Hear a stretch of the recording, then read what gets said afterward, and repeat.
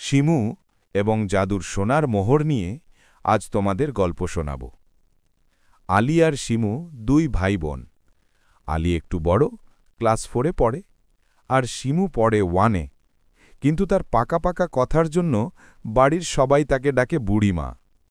বিকেলবেলা সূর্য পশ্চিম আকাশে হেলে পড়েছে। আলী আর শিমু গ্রামের শেষ প্রান্তের বড় মাঠটায় ঘুড়ি ওড়াচ্ছিল। হঠাৎ আলীর ঘুড়ির সুতো ছিঁড়ে সেটা গিয়ে পড়ল মাঠের কোনায় একটা ঝোপের ভেতর। যা ভাইয়া, তোমার ঘুড়ি তো গেল। শিমু হাততালি দিয়ে বলল, চুপ কর, চলোটা খুঁজে বের করি। দুই ভাইবোন ঝোপের কাছে গিয়ে ঘুড়ি খুঁজতে লাগল। হঠাৎ শিমুর পায়ে শক্তমতো কি যেন একটা লাগল।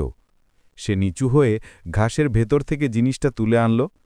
বিকেলের কোণে দেখা আলোয় জিনিসটা ঝকঝক করে উঠল। ভাইয়া, দেখো আমি কি পেয়েছি, এটা তো ঠিক রাজার মুকুটের মতো জ্বলছে। শিমু চিৎকার করে উঠল। আলী দৌড়ে এলো। শিমুর হাতে ওটা একটা ভারী গোল চাকতি, হলুদ রঙের। আলী সিনেমার হিরোদের মতো জিনিসটা দাঁত দিয়ে কামড়ে পরীক্ষা করার চেষ্টা করল। তারপর চোখ বড় বড় করে বলল, শিমু, সর্বনাশ, এটা তো মনে হচ্ছে সোনার মোহর। আমরা বড়লোক হয়ে গেছি রে।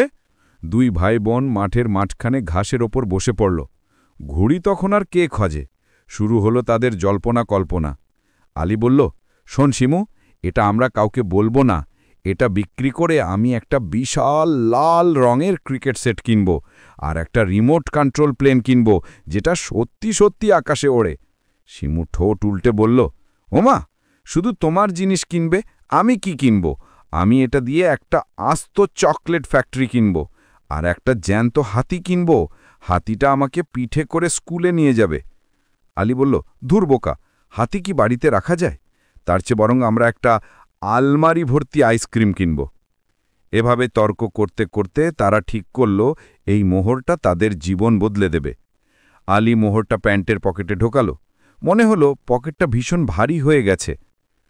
বাড়ি ফেরার পথে তারা দেখল গ্রামের বৃদ্ধ করিম চাচা তার ছাগল খুঁজতে খুঁজতে পাগলের মতো এদিক ওদিক করছেন। করিম চাচা খুব গরিব, কিন্তু মানুষকে খুব ভালোবাসেন। আলী আর শিমুকে দেখে করিম চাচা কাঁদো কাঁদো গলায় বললেন, বাবারা, তোমরা কি এই পথে আমার একটা জিনিস দেখেছ? আমার দাদাজান আমল থেকে পাওয়া একটা পিতলের পুরনো মেডেল ছিল, ওটা হারিয়ে ফেলেছি। ওটা সোনা নয়, কিন্তু আমার কাছে ওটার দাম অনেক। ওটা বেচলেই আমার নাতনিটার ওষুধের টাকা হতো। আলী আর শিমু একে অপরের দিকে তাকালো। আলীর পকেটে সেই ভারী জিনিসটা নড়াচড়া করে উঠল যেন। আলী ভাবল, এটা তো সোনার মোহর, চাচা বলছেন পিতলের মেডেল, তাহলে এটা চাচার না। কিন্তু শিমু আলীর জামা টেনে ফিসফিস করে বলল, ভাইয়া, ওটা বের করো, ওটা মোটেও সোনার মোহর না, ওটা চাচার মেডেল। তুমি না একটু আগে কামড় দিয়েছিলে, সোনার স্বাদ কি তেতো হয়? ওটা পিতল। আলীর খুব মন খারাপ হলো। লাল ক্রিকেট সেট আর রিমোট কন্ট্রোল প্লেনটা চোখের সামনে ধোঁয়া হয়ে উড়ে গেল। তার ভেতরের লোভ বলল, চুপ থাক, চাচাকে বলিস না। কিন্তু তার ভেতরের বিবেক বলল, ছি আলী, তুই না ভালো ছিলে। শিমু বলল, ভাইয়া দিয়ে দাও, হাতি কেনার চেয়ে চাচার নাতনি ভালো হয়ে গেলে বেশি মজা হবে। আলী পকেট থেকে সেই চকচকে গোল চাকতিটা বের করল। করিম চাচার হাতে দিয়ে বলল, চাচা, এটা কি আপনার? করিম চাচা জিনিসটা দেখেই আনন্দে কেঁদে ফেললেন। তিনি ওটা বুকে জড়িয়ে ধরে বললেন, হ্যাঁ দাদু ভাই, এটাই তো সেটা। তোমরা এটা কোথায় পেলে? আল্লাহ তোমাদের ভালো করুক। করিম চাচা পকেট থেকে দুটো মুড়ির মোয়া বের করে বললেন, আমার কাছে টাকা নেই যে তোমাদের বকশিস দেব, এই মুড়ি দুটো খাও। বাড়ি ফেরার পথে আলী আর শিমু মুড়ি খাচ্ছিল। শিমু বলল, ভাইয়া, মুড়িটা খেতে কি দারুণ মিষ্টি না? আলী হাসল। তার মনে হল লাল ক্রিকেট ব্যাটের চেয়ে এই মুড়িটার স্বাদ অনেক বেশি। সে বলল, হ্যাঁ রে শিমু, আর শোন, হাতি কেনার প্ল্যানটা বাদ। বড় হয়ে আমি ডাক্তার হব, তখন তোকে সত্যিকারের চকলেট ফ্যাক্টরি কিনে দেব।